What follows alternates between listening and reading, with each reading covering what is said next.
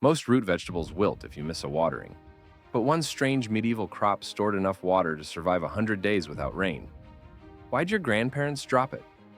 Do you ever wonder what food could outlast even the toughest summer? If nobody's planting this anymore, is there something we lost? Stick with me. We're teasing out the story behind this missing backup plan and why your garden probably never stood a chance. Before we go any further, ask yourself this. If your garden failed tomorrow, would you have a backup? Most people don't. If you want to rediscover the crops that kept families alive when everything else collapsed, subscribe now, because what you're about to learn is survival knowledge we should never have forgotten.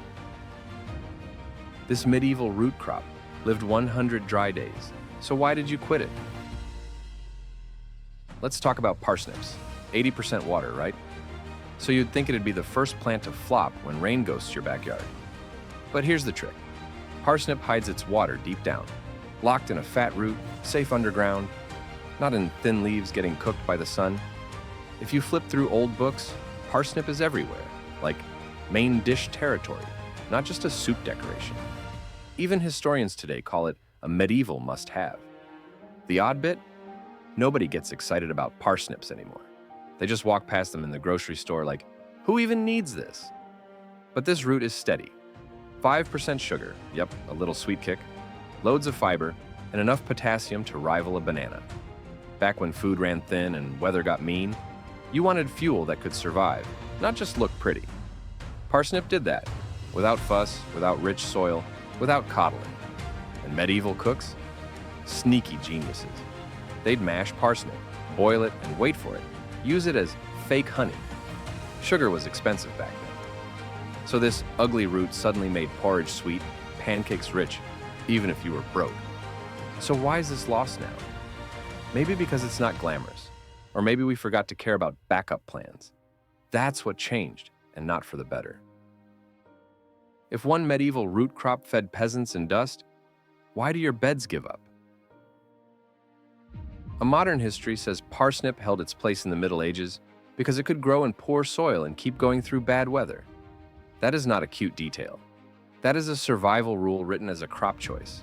Now look at the way most modern beds get built. They are designed for speed, for soft leaves, and for fast winds. When water shuts off, those plants do not act brave. They act desperate because their whole body sits close to the surface where heat hits first. They are planted for staying fed, and parsnip fits that goal. Across Europe, people roast it, boil it, mash it, and drop it into stews and porridges. That is not a fancy menu. That is a flexible food that can be stretched into whatever a pot needs that day. Even the record of parsnip tied to wine shows up, which tells you people did not treat it as a one-use vegetable.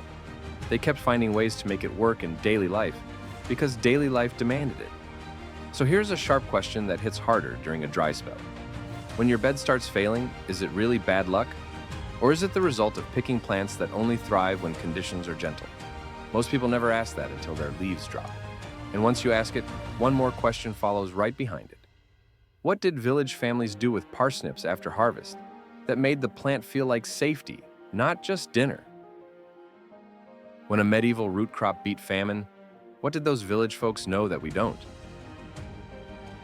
Parsnips can last up to 6 months when stored right, like in sand or sawdust in a cool place. That is not a kitchen hack. That is a stability hack, because it turns one harvest into time you can spend later. Village people treat roots like money you eat, and the timing is part of the plan. When autumn cold arrives, parsnips taste sweeter because starch shifts towards sugar. Families wait, then they pull the biggest roots and stash them in pits, cool cellars, or jars. They keep them cold enough to slow rot, but safe from deep freezing that would ruin the texture. One phrase says a lot without trying to be poetic. Some people call parsnip a poor man's carrot. That sounds rude until you see what it really means. It is cheap food that still carries weight, and weight matters when meals get smaller. Then there is the line that punches through the centuries. Herbalist John Gerard wrote in 1597 that parsnips nourish more than turnips or carrots. That is not a polite compliment. That is a survival comparison. It is basically someone saying, this root keeps you going better when food gets tight. So the village lesson is simple. Plant something that forgives rough conditions, then store it like it is part of your winter plan. But here's where the story gets sharper. When you step from a peasant yard into monastery walls, the exact same logic gets treated like a system, almost like a duty. What happens when disciplined people turn storage into a routine instead of a desperate move? Why did monks dry this poor man's root like treasure in the cellar? Monastic gardens grow practical food on purpose: cabbage, onions, turnips, beans, peas, herbs, fruits, and parsnips. That mix is not random. It has to feed monks, care for the sick, and help travelers at the gate. If the garden fails, people do not just feel annoyed, people go hungry. So parsnip sits inside a world where food is planned. The root is cheap, steady, and filling, which is exactly what you want when you have mouths to feed and winters that do not care about your feelings. It is not glamorous, but it does the job, and monasteries respect does the job. Records also mention parsnip being fermented into wine or beer, which should change how you see it. That means this root is not only a boiled side, it can be turned into something that stores calories in another form, and it can be used when other ingredients are scarce. Storage stays serious too. Cool rooms, pits, and root cellar style spaces hold roots through winter. The goal is boring and brutal. Do not let food freeze solid, and do not let it rot early. That is it. No romance, just survival planning with stone walls around it. Here's the part most people miss. Monks copy texts and pray, but they also watch soil and water like it matters, because it does. They treat storage like daily discipline, not like a panic move after a bad week. So if peasants and monks both treat this root like something worth protecting, why does modern growing still fail so fast, even with better beds? That answer shows up when you zoom out to fields tied to wealth, because rich land has its own problems. If this old field root filled bowls by the castle, why does your rich soil still fail?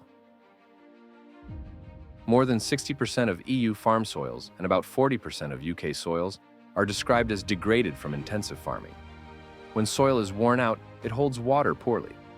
That makes drought feel harsher, and it also makes heavy rain less helpful than you expect. Now rewind to manor and castle lands. Peasants rely on hard crops that tolerate rough ground and still give dependable food per square meter. Parsnip fits right into that category, because it does not demand perfect conditions to be useful. Some historical accounts mention long traditions in places like the Netherlands and Denmark, with growers using manure and seaweed to keep yields strong. That sounds messy, but it points to a mindset. Keep food coming even when soil is not a dream. Here's the soil detail that changes how you see good compost. Studies on roots point out that strong taproots can change soil structure and create channels.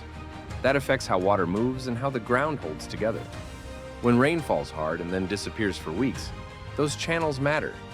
They act like hidden pathways that help soil handle extremes. So your bed can look rich on top and still fail fast, because surface richness does not always mean deep resilience.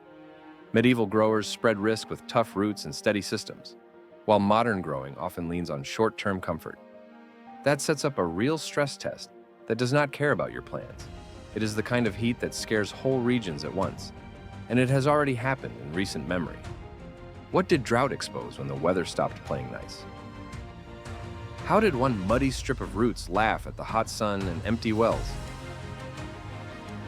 In 2022, Europe faced what EU scientists described as the worst drought in at least 500 years, and about 2/3 of the continent sat under drought alert or warning.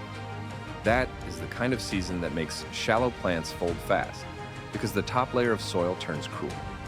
Wild parsnip studies describe a taproot that can push down to around 1.5 meters. That depth changes the whole game.